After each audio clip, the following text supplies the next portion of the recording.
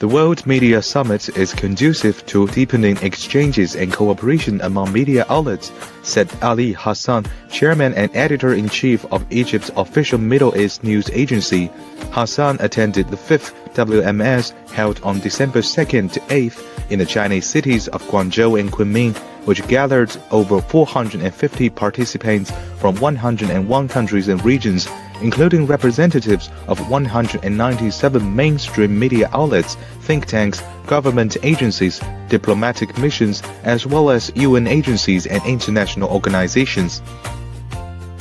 وكان لي شرف هذه المشاركة بالفعل ولمست مشاركة واسعة من عدد كبير من قيادات الإعلام الذين يمثلون مختلف دول العالم. ووجدت أن هذه القمة بالفعل مثلت فرصة للتعارف فيما بين الشخصيات الإعلامية الكبرى والمؤثرة في عدد كبير من دول العالم، وأيضا أهمية أن نستقي المعلومات من وكالات الأنباء التي تتسم دوما بالمصداقية بين دول العالم بعضها البعض. إمكانية استخدام التقنيات الحديثة كلها فيما يتعلق بتطوير الأداء في وكالات الأنباء، مشاورات ودية بين عدد كبير من رؤساء وكالات الأنباء المشاركين،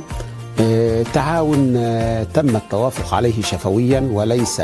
مدونا. حواراتنا ومناقشاتنا كانت تؤكد على أهمية أن تستقي كل دولة من دولنا معلوماتها عن البلد الآخر من خلال العودة إلى وكالة أنباء هذا البلد أو ذاك. Hassan said the summit underlined the necessity of credibility in media coverage to address the global challenges, unlike the misleading coverage done by some Western media. وكالات الأنباء الغربية في مجملها تنحاز في كثير من القضايا، وكذلك الإعلام الأمريكي، وخير شاهد على ذلك هو القضية الفلسطينية. نشر كل ما يصدر من دراسات وأبحاث تتعلق بأمور الغذاء العالمي وأيضا التغيرات المناخية والقضايا الأخرى المثيلة لها، بحيث يتم تبصير الرأي العام في دولنا بهذه القضايا، بحيث تكون أيضا أمام صانع القرار